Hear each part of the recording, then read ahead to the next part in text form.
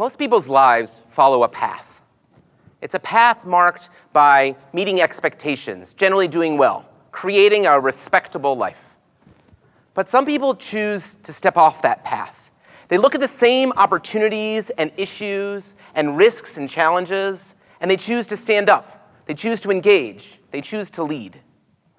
In my work with young leaders, I often wonder what's the difference? What's the difference between the people who stay on the path and the people who choose to step off? What's it take? What do they need? What would you need to stand up and say, Hineini, here I am? Hineini, it's a beautiful phrase. It's one used in our texts when our ancestors are called upon for a supremely holy task, like Abraham being called to sacrifice his son by God, or God calling to Moses from the burning bush. Now, today, we don't have God's voice. We don't have that same divine intervention. So where do we get it? Where do we get the inspiration, the ability to stand up and say, Hineini? My friend, Rabbi Will Berkovitz, likes to talk about 3 pieces of this puzzle. And in my efforts to try to apply them, I found an unexpected twist in each of them. First, needs.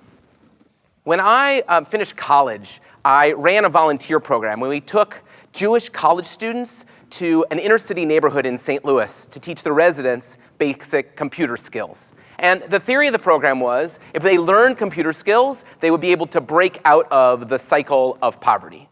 Now, this program was very well-intentioned and was a total failure. We made no impact on the residents. We certainly didn't impact the community infrastructure. The volunteers didn't know what to do with the residents. The residents had no clue what to do with the volunteers. It was so bad, we actually got sued when the program was over by one of the participants.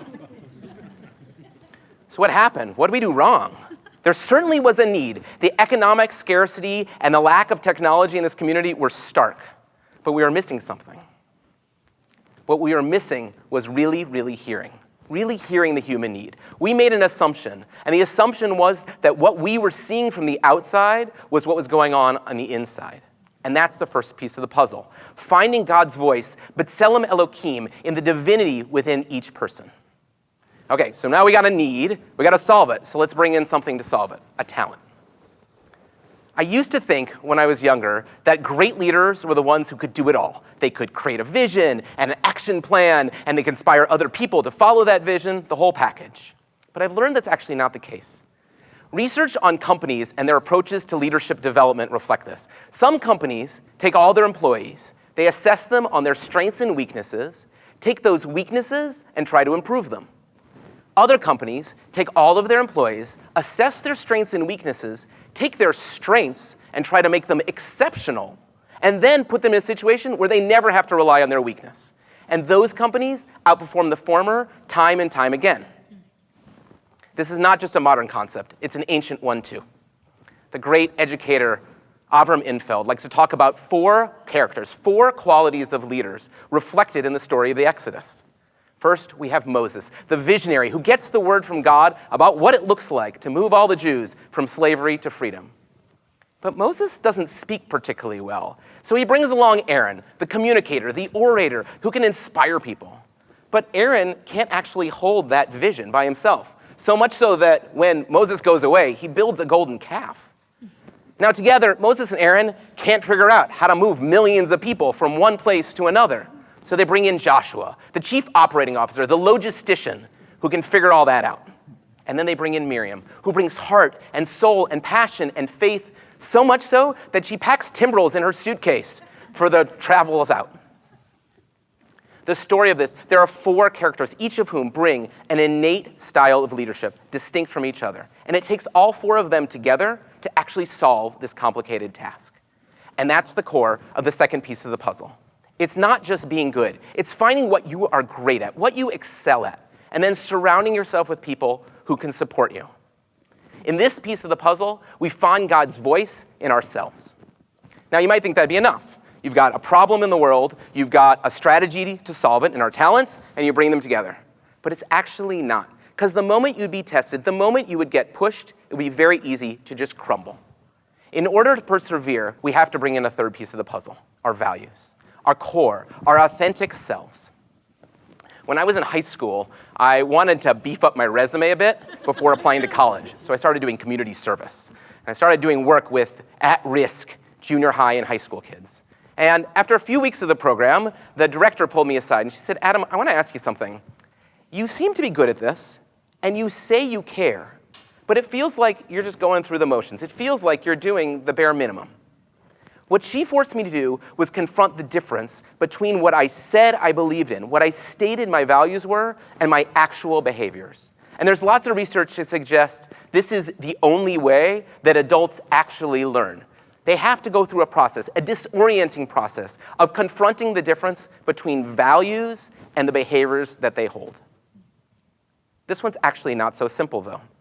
If it was, all we'd have to do is say, hey, do you believe in tikkun olam, repair the world? And you would say, yes, and therefore donate large amounts of money and time. When I was in high school, it's not that I didn't care about those kids. I did. It's just I cared about something else too. I had another kind of value, a shadow value. In this case, hanging out with my friends.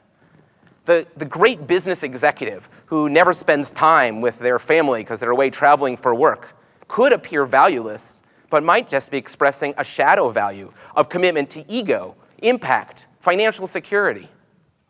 Understanding your core values and your shadow values, figuring out how they integrate with each other and manifest in your leadership, that is the third piece of the puzzle. So we have all three. We have hearing real needs. We have understanding your innate talents and embracing your values, your core values and your shadow values. And when you hold all three together, that's where the power comes to stand up and say, Hineini. Now, we have a great example of this in our text, in the story of Purim, in the character of Esther. Now, Esther certainly understands the need, the risk to the Jewish people if Haman's plan comes to fruition. And she has the talent. She has the voice and the access to do something about it. And she certainly understands the value of the survival of the Jewish people. So that's it. We've got the three pieces of the puzzle. We put them all together, and she acts. Well, actually, no. There's a fourth piece of the puzzle. I misled you. At first, Esther says no. She says, no, I don't want to do that. And it's not until Mordecai, her brother, says, Esther, it's going to be okay. I'm going to be with you. And not just me, the entire community is going to be with you, praying for you. Then Esther is able to stand up. Then she's able to use her voice.